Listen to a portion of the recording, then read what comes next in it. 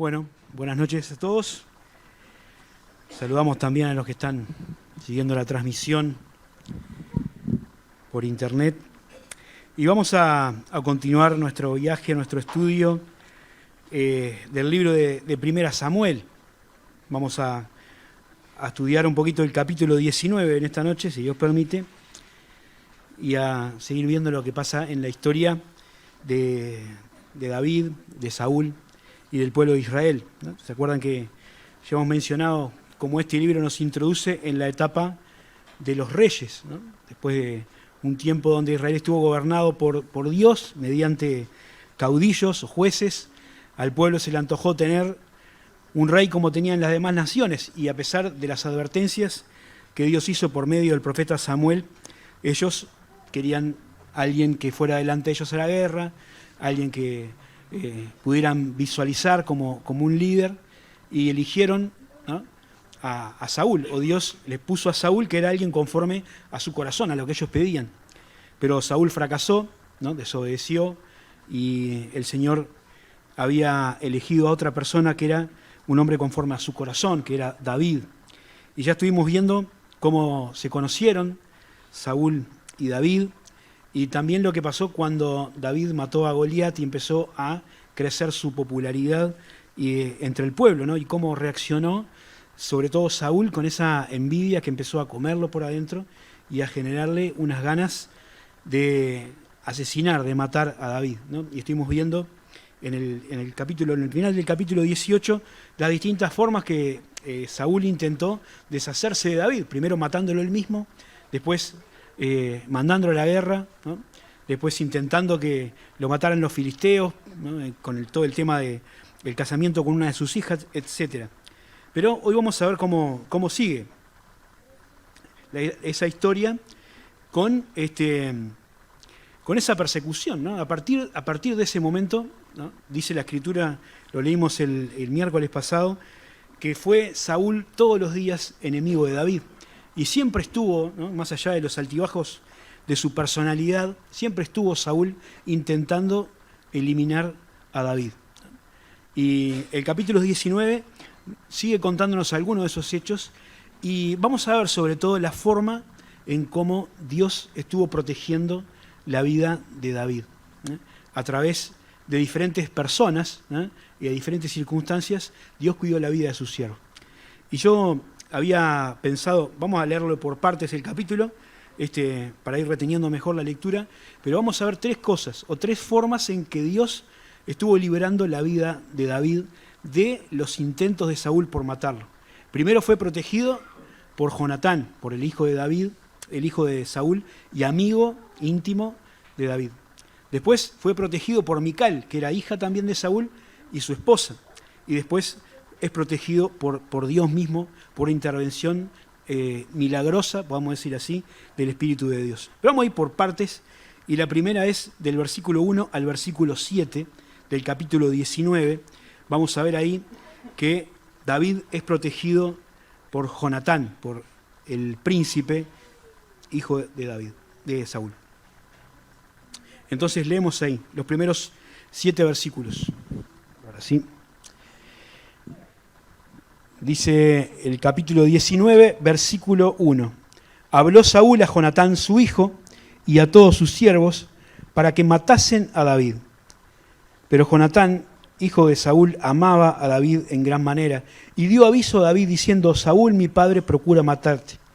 Por tanto, cuídate hasta la mañana, y estate en lugar oculto y escóndete. Y yo saldré y estaré junto a mi padre en el campo donde estás, y hablaré de ti a mi padre, y te haré saber lo que haya. Y Jonatán habló bien de David a Saúl su padre, y le dijo: no peque el rey contra su siervo, porque ninguna cosa ha cometido contra ti, y porque sus obras han sido muy buenas para contigo. Pues él tomó su vida en su mano y mató al filisteo, y Jehová dio salvación a Israel. Tú lo viste y te alegraste. ¿Por qué, pues, pecarás contra la sangre inocente, matando a David sin causa? Y escuchó Saúl la voz de Jonatán, y juró Saúl: vive Jehová, que no morirá. Y llamó Jonatán a David, y le declaró todas estas cosas, estas palabras, y él mismo trajo a David a Saúl y estuvo delante de él como antes. Así que esta es la primera parte del capítulo donde vemos a Saúl ya perdiendo toda sutileza en su intento de deshacerse de David y directamente le planteó a sus oficiales, ahí a su estado mayor, que había que matar a David, ¿no? ¿Se acuerdan que Saúl había tomado a David como uno de sus generales, estaba al mando de una tropa de soldados, pero como David, Dios estaba con él, era exitoso en la batalla, como le iba bien, como tenía éxito, ¿no? Empezó a aumentar su popularidad y la gente lo destacaba por encima de los demás. Dice que era el mejor de los generales de David, el que tenía más reconocimiento, el que le iba mejor en cada lucha, y era temido por los filisteos y era admirado por los israelitas. Así que Saúl había decidido terminar esa situación matando a David. Y ahí le plantea a sus oficiales que había que matarlo. Y entre esos oficiales estaba Jonatán, ¿no? Dice el texto que Jonatán amaba a David, los unía una estrecha amistad, y sobre todo vemos ahí que tenían entre sí una profunda lealtad que vamos a destacar en más de una ocasión. Lo interesante es la actitud de Jonatán, ¿no? Porque Jonatán amaba a su padre y lo respetaba, ¿no? Fue obediente y fue leal a su padre hasta la muerte. De hecho, vamos a ver en la historia más adelante que murieron peleando juntos en batalla. Pero eso no implicaba que Jonatán le siguiera la corriente en los desvaríos que Saúl tenía, y sobre todo en algo que estaba totalmente en contra de la voluntad de Dios, ¿no? Jonatán había llegado a comprender lo que Dios iba a hacer, ¿no? Sabía que su padre había sido desechado, que por más que él tenía derecho legal al trono por ser hijo de Saúl, él no iba a ocupar ese lugar porque Dios había determinado que la casa de Saúl iba a salir de la línea de la monarquía y iba a estar su amigo David. Así que él no tenía problemas con eso, ya lo había aceptado, se daba cuenta que eso era el plan de Dios. Así que no solamente no tenía problemas con eso, sino que actuó para que su padre no pudiera llevar a cabo el plan de matar a David, ¿no? No se quedó mirando para ver lo que pasaba, no se lavó las manos, sino que hizo dos cosas. Primero advirtió a David, ¿no?, de lo que estaba pasando. Le dijo: mirá que mi padre quiere tu mal, te quiere matar. Así que quédate chato un tiempo, escondete, porque alguno puede ser más obediente, ¿no?, puede estar más interesado en sacarte del medio. Pero también, por otro lado, aconsejó a su padre para que reconsiderara lo que estaba a punto de hacer. Así que él, por más que tenía una relación de sumisión, porque era hijo, ¿no?, y una relación de amor, ¿no?, porque le amaba, ¿no?, a su padre, eso no le hacía perder de vista lo que estaba bien, ¿no? Y es una buena cosa. El aprecio por una persona no puede hacernos nublar la vista de lo que objetivamente está bien delante de Dios. Si alguien está haciendo algo mal, por más que sea una persona que apreciamos mucho, tendríamos que intervenir para ayudarlo a hacerle ver el error, ¿no? De hecho, una demostración de amor, ¿no?, sería mostrarle su equivocación y su desvío. La Escritura nos habla de eso, ¿no? Hay un versículo en la carta a Santiago, capítulo 5, versículo 19, que dice: hermanos, si alguno entre vosotros se ha extraviado de la verdad y alguno le hace volver, sepa que el que haga volver al pecador del error de su camino salvará un alma de la muerte y cubrirá multitud de pecados. Así que es una buena cosa que podemos hacer ayudando y aconsejando a alguien que está errando el blanco. Ahora, Jonatán aconsejó a su padre, le habló, pero es interesante también la forma en cómo le habló, ¿no? La prudencia, la calma, ¿no?, la argumentación. No vino exaltado, no vino gritando, no vino protestando, sino que habló a su padre y le hizo ver las cosas buenas de David, ¿no? Él le menciona que David era un héroe de guerra, ¿no?, que había matado a Goliat, pero también había matado en batalla, ¿no? Dentro en el combate, a muchos enemigos. Había dado salvación a Israel por medio de él. Así que le recordó esas acciones buenas de David para él y para el pueblo, ¿no? Le habló de la inocencia de David. David no hizo nada malo en ningún momento David procuró serrucharte el piso, intentó matarte, no hizo nada para que vos le tengas esta bronca. Y por otro lado le recordó que estaba mal, ¿no? Más allá de lo subjetivo de las acciones de uno y de otro, era un pecado contra Dios quitar la vida a un inocente. Ahora, Saúl escuchó la voz de Jonatán, ¿no? Dijo, está bien, tenés razón. Y juró, dice que juró por Dios, por Jehová, que no iba a matar a Saúl. Una palabra de Saúl, bueno, podría ser la palabra de cualquier político de cualquier tiempo y en cualquier lugar, porque ese día dijo una cosa y al otro día hizo otra. Pero esto nos hace ver un poco los estragos que hace la envidia en el corazón de una persona, ¿no? Yo estaba repasando un poquito lo que habíamos hablado acerca de Saúl, ¿no? Cuando uno empieza a ver la vida de Saúl desde su comienzo, se da cuenta de que Saúl no era una mala persona, ¿no? Al contrario, empezamos a ver cómo la Escritura lo presenta como una persona buena, ¿no? Era alguien que tenía una buena familia, provenía de una buena familia, ¿no? Era una persona que tenía un carácter firme, que era reconocido por su valor, ¿no? por su físico, por su estatura, ¿no? Vimos cómo se relacionaba bien con su padre, con las personas, y cómo empezó su mandato con una gran aprobación como rey, ¿no? Y cómo se fue deteriorando todo eso. Si bien la relación de Saúl con Dios no era buena, no era fluida, ¿no? Tenía algunas carencias de ese punto de vista, no era un mal tipo, pero la envidia, ¿no? El no quitar de su corazón ese rencor que empezó a sentir hacia David, empezó a carcomer su corazón, ¿no? Y al poco tiempo, ¿no? Ya estaba deseando matar a David. Y a pesar de que a veces se le iba un poquito esa idea y lo perdonaba por un rato, después volvía con lo mismo, ¿no? Es la consecuencia de dejar que las obras de la carne crezcan en nuestro corazón y en nuestra vida, ¿no? Siempre van a traer consecuencias peligrosas para nosotros y para las personas que están a nuestro alrededor.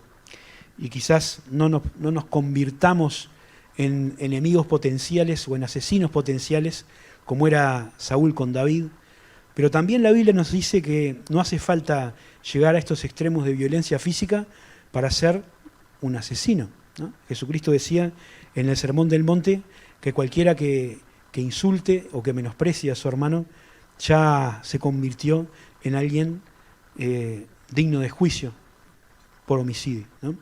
Eso lo pueden leer en el Evangelio de Mateo en el capítulo 5, ¿no? Así que una palabra insultante, una mirada indiferente, una actitud de menosprecio, dejar crecer en el rencor en el corazón puede llevarnos a ser homicidas potenciales, dijo el Señor. Dice el texto Mateo 5:21, oíste que fue dicho a los antiguos, no matarás, y cualquiera que matare será culpable de juicio. Pero yo os digo que cualquiera que se enoje contra su hermano será culpable de juicio, y cualquiera que le diga necio a su hermano será culpable ante el concilio. Y cualquiera que le diga fatuo, que es cabeza hueca, quedará expuesto al infierno de fuego. Por tanto, si traes tu ofrenda al altar y te acuerdas que tu hermano tiene algo contra ti, deja allí tu ofrenda delante del altar, anda y reconcíliate primero con tu hermano y entonces ven y presenta tu ofrenda, ¿no? La necesidad de erradicar de nuestro corazón el rencor, la envidia, los celos, la falta de perdón. Por otro lado, me gusta ver en esta parte los beneficios de la amistad. Ya estuvimos hablando un poquito de la amistad cuando comenzó esta historia entre David y Jonatán, pero aquí tenemos otro capítulo, ¿no? Cómo este hombre iba un poco en contra de sus intereses personales, ¿no? de su posibilidad de acceder al trono, y cómo incluso llega a arriesgar su vida, porque por más que eras el hijo de Saúl, no estaba la mente de Saúl del todo claro, y estas propuestas que hacía Jonatán, sin duda que levantaban la temperatura, ¿no? Ahora no lo vemos tanto, pero en el próximo capítulo lo vamos a ver mejor. Así que, en contra de su propia protección y en contra de sus intereses personales, Jonatán intercedió para salvar la vida de su amigo, ¿no? Y quitarle de la cabeza esa mala idea a su padre. Sin duda, como decía el proverbio, un amigo más unido que un hermano. Y esto también nos recuerda al amigo, más amigo que todos tenemos, como dice una canción que a veces cantamos, que es el Señor Jesús, ¿no? Que también tuvo esta actitud de grandeza personal, porque dice que ninguno tiene mayor amor que aquel que está dispuesto a dar su vida por sus amigos, ¿no? Y en ese sentido sabemos que el Señor Jesucristo dio su vida para que nosotros podamos ser llamados amigos de Dios y tengamos una relación especial con el Señor, ¿no? Dice en Juan capítulo 15 que Él nos ha hecho amigos, nos llama amigos y nos ha puesto para que vayamos y llevemos fruto para la gloria de su nombre. Así que la primera parte es cómo Dios protegió a David por intermedio de Jonatán, el hijo de Saúl.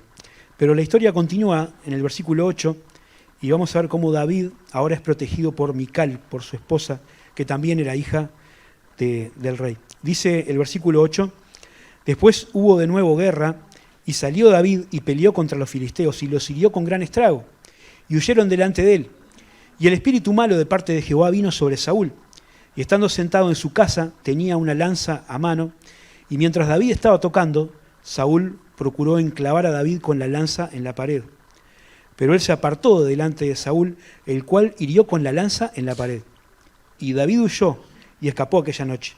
Saúl envió mensajeros a la casa de David para que lo vigilasen y lo matasen a la mañana. Mas Mical, su mujer, avisó a David diciendo, si no salvas tu vida esta noche, mañana serás muerto. Y descolgó Mical a David por una ventana, y él se fue y huyó y escapó. Tomó Mical una estatua y la puso sobre la cama, le acomodó por cabecera una almohada de pelo de cabra y la cubrió con la ropa. Y cuando Saúl envió mensajeros a prender a David, ella respondió, está enfermo. Volvió Saúl a enviar mensajeros para que viniesen a David diciendo, traédmelo en cama para que lo mate.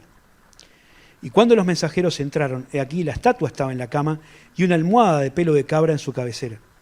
Entonces Saúl dijo a Mical, ¿por qué me has engañado así y has dejado escapar a mi enemigo? Y Mical respondió a Saúl, porque él me dijo, déjame ir y si no, te mataré. ¿No?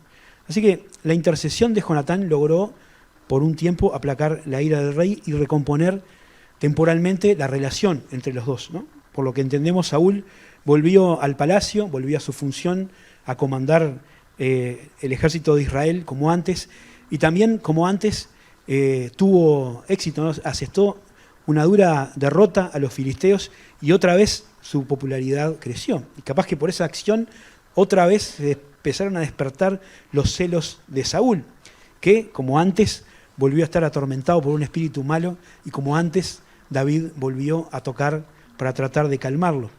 Pero como si fuera un déjà vu, como dicen, ¿no? Como si la historia se volviera a repetir otra vez, Saúl intentó atravesar a David con una lanza, ¿no? Y otra vez David se escapó, pero esta vez se fue, dice que se ocultó en su casa. Saúl mandó a la casa de David a un grupo de soldados, de sicarios ahí para que lo esperaran a la salida de la casa y lo mataran. Pero Mical se dio cuenta de que estaban acechando a David y le avisó, ¿no? Entonces, como leímos, ella también hizo dos cosas. Por un lado, le advirtió a David para que se escapara de la seriedad del peligro, y por otro lado, armó toda una farsa ahí digna de una película de Misión Imposible, ¿no? Para demorar, para despistar a los soldados, ¿no? Dice que agarró una estatua, la puso en la cama, le puso una almohada ahí, para que pareciera que había alguien acostado, y cuando vinieron a preguntar por David, está enfermo, el rey dijo, tráiganlo enfermo como venga, pero ahí cuando se dieron cuenta, ya le habían dado suficiente ventaja a David para que pusiera su vida a salvo. Y bueno, David escapó, ¿no? Y ahí Saúl vemos que estaba enojado incluso con su propia hija, la trató de traidora, que había ayudado a su enemigo, ¿no? Y bueno, Mical dijo, él me dijo que si no lo ayudaba, me iba a matar, ¿no? Que no era cierto. Pero bueno, tampoco podemos juzgar demasiado dureza a Mical en este momento porque quizás estuviera en riesgo su integridad física, ¿no? Pero bueno, también vemos alguna cosa ahí que no cierra del todo en la personalidad de Mical, ¿no? Y entendemos un poquito por qué Saúl decía que le iba a hacer por lazo a David, ¿no? Porque era una hábil mentirosa, no le temblaba para nada el pulso en decir cualquier cosa, lo más fresca, y también es probable que fuera idólatra, ¿no? Porque estaba leyendo algunas otras versiones, traducen la palabra estatua como ídolo doméstico, ¿no? Ustedes saben que la palabra que se usa en el original era terafim, ¿no? Que es unas pequeñas estatuas o de distinto tamaño, ¿no? Que las personas tenían en su casa para representar a divinidades paganas, ¿no? Y esto es algo que se traía desde tiempos inmemoriales. Génesis capítulo 31, si ustedes recuerdan, cuando estoy entreverado, cuando Jacob se va con su familia, ¿no? Con Raquel y con Lea, bueno, con todos los hijos, una de las esposas se afana las estatuitas del padre, ¿no? Y cuando el padre las viene a buscar, las esconde abajo de la montura en la que estaba, en el camello, no sé dónde, y ahí el padre busca un rato, pero ella se queda sentada, no la descubre. Así que esos ídolos domésticos eran pequeños, pero el que tenía Mical en su casa era grande porque representaba, ¿no? Sirvió para que representara el cuerpo de David, así que probablemente tuviera estas inclinaciones hacia los ídolos paganos, que era un problema que el pueblo de Israel tenía sistemáticamente, ¿no? Yo pensaba, es fácil, ¿no?, identificar y juzgar la idolatría en los demás, ¿no? Porque los israelitas querían ser como las demás naciones algunas veces, ¿no? Y muchas cosas de los lugares en donde ellos habían vivido se les habían pegado, ¿no? Tener un rey, por ejemplo, como decía al principio, pero también algo de los cultos paganos. Cuando Josué entró en la tierra prometida, una de las cosas que le dijo cuando estaba a punto de morir era esta, ¿no? Ustedes tienen que elegir a quién van a servir, si a los dioses de Egipto, si a los dioses del otro lado del río, si a los dioses de los pueblos que están acá ahora, o al Señor, ¿no? Y les costó a los israelitas mucho despojarse de todo eso. Y a veces nosotros también tenemos la misma tendencia, ¿no?, de adoptar cosas que este mundo hace e introducirlas y mezclarlas con nuestra vida cristiana. Y es fácil ver esas actitudes en otros, ¿no? Cómo vemos como otro copia cosas del mundo y de repente nos cuesta identificar cosas que nosotros estamos haciendo, que no son parte de la ética cristiana, de la vida que Dios quiere para nosotros, pero la tenemos incorporada y no nos damos cuenta. Por eso es interesante recordar y apropiarnos de esa oración que David eleva en el Salmo 139, ¿no? Cuando termina, o en un versículo 23 y 24 del Salmo 139, David dice: examíname, oh Dios, y conoce mi corazón. Pruébame y conoce mis pensamientos y ve si hay en mí camino de perversidad y guíame en el camino eterno, ¿no? Porque a veces no somos capaces de identificarlos por nosotros mismos. Mical no era quizás una persona totalmente derecha, sin embargo, Dios la usó, ¿no? Y es interesante ver también cómo Dios utiliza para sus propósitos a personas que a veces no son sus hijos, ¿no? Incluso a veces a enemigos, ¿no?, del pueblo de Israel, Dios los utilizó para llevar adelante su plan, porque Dios es soberano. Nabucodonosor, aquel poderoso rey de la antigüedad en tiempo de Daniel, decía que él es el que gobierna sobre todo, ¿no?, y el que hace lo que le da la gana y nadie puede detenerle la mano y decirle qué estás haciendo. Bien, primero entonces Dios libró a David mediante Jonatán, después mediante la intervención de su esposa Mical, y por último vamos a ver cómo Dios también libró a David por la intervención de su espíritu, ¿no? Un hecho interesante y extraño. Capítulo 19, versículo 18.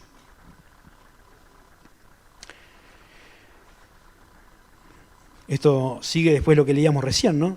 David escapó de su casa, Mical lo ayudó a salir por una ventana, y dice el versículo 18, huyó pues David y escapó y vino a Samuel en Ramá, y le dijo todo lo que Saúl había hecho con él. Y él y Samuel se fueron y moraron en Naiot.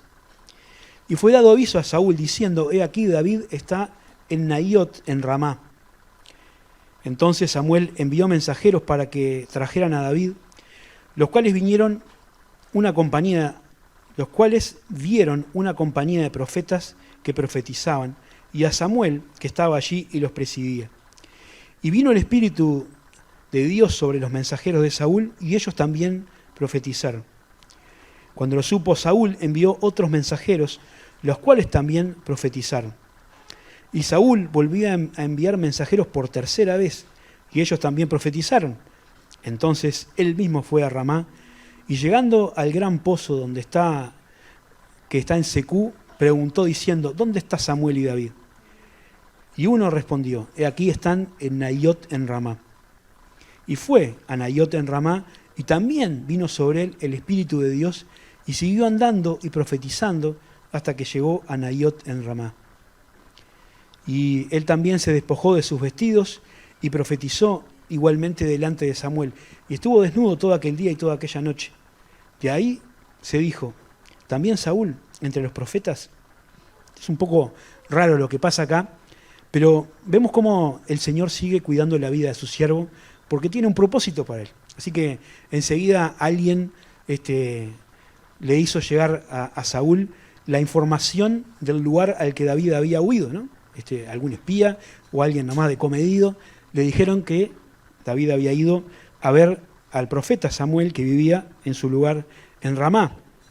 Así que ahí se puso al tanto de la situación y los dos fueron a un lugar que se llama Naiot, que aparentemente, por lo que dicen los que estudian estas cosas, era una especie de villa o de campamento, vamos a decir, ahí donde estaban entrenándose los profetas, ¿no? Samuel tenía como una especie de escuela de profetas, estaba en ese lugar con todos los estudiantes y ahí fueron a vivir David y Samuel. Y bueno, llegó una comitiva de parte de Saúl y dice el texto que el Espíritu vino sobre ellos y todos empezaron a profetizar o a alabar a Dios, a rendir culto ahí, y no pudieron cumplir con la misión que habían venido a hacer. Tampoco pudieron los segundos y los terceros que fueron enviados, así que Saúl decidió encargarse él mismo de la cosa y fue hasta ahí pensando que él sí iba a poder hacer lo que él quería, pero resulta que tampoco pudo hacerlo, ¿no? También el Espíritu vino sobre él y empezó a profetizar y estuvo como en una especie de trance, una situación media rara. Dice que se despojó de su manto, ¿sí? Y estuvo desnudo, no necesariamente desnudo totalmente, sino sin el manto, sin la ropa que cubría, ¿no? Como en esos vestidos interiores que usaban los israelitas, ¿no? Por ejemplo, en 2 Samuel, David empieza a bailar cuando traen el arca, ¿se acuerdan? A Jerusalén, y David está danzando, dice que tenía puesto un efod de lino, que era una especie de ropa interior, y Mical se le enoja, porque dice, andabas ahí vestido como cualquiera, entre medio de la gente, como diciendo, sos el rey. También hay un pasaje donde se nos muestra esto mismo en Juan 21, cuando dice el texto que después de que Jesús había resucitado y estaban los discípulos pescando en un barco, ¿no? Pedro se había despojado de su manto, ¿no? Y cuando se tira el agua para venir al Señor se lo vuelve a poner. Así que no es una desnudez total, sino estaban en camiseta, digamos, ¿no? Pero Saúl estuvo así, ¿no? Como despojado de su autoridad y de su apariencia real, ¿no? Humillado por el Señor y no pudiendo hacer lo que él tenía ganas de hacer, que era matar a David, sino reconociendo a Dios mediante esta actuación del Espíritu Santo sobre su vida, ¿no? Y esto ya le había pasado, ¿no? Capaz que nos suena conocida la frase Saúl también entre los profetas, porque ya se había dicho antes, ¿no? Unos años antes, cuando Saúl se encontró por primera vez con Samuel, empezó a profetizar también, ¿no? Y asombró a los que miraban eso. Y es una situación rara, ¿no? Pero a mí me hacía pensar en cómo Dios como que lo estaba colocando otra vez en un punto anterior hacia a su desvío, ¿no? Yo que no sé mucho de computadoras, a veces me gusta mucho una función que se llama restaurar sistemas, ¿no? Como que saben de computadora tendrán otras maneras. Pero eso te vuelve la computadora a un momento puntual. Si hiciste una macana, borraste un archivo, desconfiguraste algo, hay esa opción y te queda como estaba antes, ¿no? Y como que me da esta idea, como que Dios quiere traer a Saúl a un momento anterior a su desvío, ¿no? A cuando apenas empezó su vida pública, quizás para darle una oportunidad de rectificar su conducta y de esa locura en la que estaba obsesionado de matar a David. Pero no pasa nada, ¿no? Él está ahí por unas horas, pero después volvió a lo mismo. Se dice que Dios es un Dios de segundas oportunidades y de algunas más también, ¿no? Pero lo importante es que uno pueda aceptar eso, ¿no? La Escritura dice que Dios toma la vasija de barro que se desbarata y la hace de nuevo otra vasija como a Él le parece mejor, ¿no? Dios es el pastor que va a buscar a la oveja que se perdió y la trae de nuevo al redil, ¿no? Es el que quita el corazón de piedra y le pone un corazón de carne. Es el Dios que toma una vida arruinada por el pecado y la reconstruye, la restaura, ¿no? La pone de nuevo en el camino. Cuando fallamos, ¿no? Si nos arrepentimos, Dios nos restaura, nos perdona y nos pone de nuevo en nuestro lugar, ¿no? Como le pasó al hijo pródigo, ¿se acuerdan? Que otra vez fue puesto en su lugar como hijo a pesar de que no lo merecía. Esa es la gracia de Dios, pero requiere esto de volver en sí y de arrepentirnos para poder aprovechar esa oportunidad, ¿no? Saúl no lo supo hacer. Qué bueno que nosotros, si tenemos que pasar por esa experiencia, sí seamos capaces. Y la última cosa que me interesa destacar de toda esta situación es la vida de David había cambiado, ¿no? De muchas maneras. No solo había dejado de ser un pastor para ser un militar exitoso, un general, alguien conocido por todo el mundo, sino que ahora era un fugitivo, ¿no? Era alguien que tenía precio a su cabeza. Y cuando miramos este pasaje, nos damos cuenta de que el Señor podía haberle evitado a David todo el sufrimiento por el que tuvo que pasar desde ahora en adelante, en muchas situaciones que estuvo a punto de perder su vida. Pero no lo hizo el Señor. David podía haber quitado a Saúl del medio. Dios podía haber quitado a Saúl del medio, ¿no? Podía haberle dejado en ese trance o podía haber convertido su corazón para que no persiguiera más a David. Sin embargo, el plan de Dios para David incluía a Saúl, ¿no? El plan de Dios para David incluía a un hombre que lo quería matar y que lo iba a perseguir por todas partes. Porque para hacernos crecer, para que nuestra fe se fortalezca, para que crezca nuestro conocimiento de Dios y nuestra dependencia de Él, Dios tiene que hacernos pasar por diversas pruebas, ¿no? Y esto que es cierto para la experiencia de David, también es cierto para nuestra propia experiencia como hijos de Dios, ¿no? La prueba es lo que hace que nosotros crezcamos en la fe.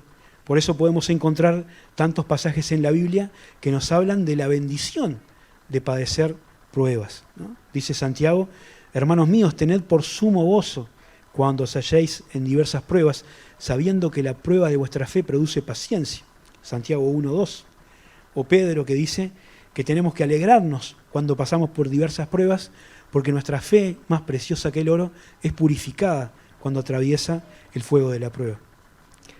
Job dice, Job 17:17 dice: ¿qué es el hombre para que lo engrandezcas? Para que te preocupes por él, para que lo examines cada mañana y a cada momento lo pongas a prueba, ¿no? Así que Job ve en la prueba la preocupación de Dios y su aprecio por nosotros. Qué bueno es que lo podamos considerar de la misma manera. Y lo podemos ver en la práctica en la vida de David, ¿no? Es interesante, el domingo Mauricio hablaba del cancionero que tenemos en la Biblia, que son los salmos, y muchos salmos tienen una anotación en el principio que dicen en qué momento fueron escritos, que nos ayuda a entender un poco el corazón del autor, ¿no? Y el momento en el que estaba viviendo cuando compuso esas palabras. Y el Salmo 59, si quieren vamos ahí para terminar, voy a terminar con esto, es un mictam, un poema, que dice que fue escrito cuando Saúl ordenó que vigilaran la casa de David para matarlo. Así que lo que pasó en este capítulo 19. Salmo 59. Y termina con estas palabras, miren, versículo 16. Salmo 59, 16. De ahí está hablando de lo que pasa con los malos, con los buenos, lo que Dios está haciendo. Y dice el versículo 16, pero yo cantaré de tu poder y alabaré de mañana tu misericordia, porque has sido mi amparo y refugio en el día de mi angustia. Fortaleza mía, a ti cantaré, porque eres, oh Dios mío, mi refugio, el Dios de mi misericordia. ¿No? Y qué bueno que es pensar que ese Dios, que era Dios de misericordia, un refugio para David, es nuestro Dios. ¿No?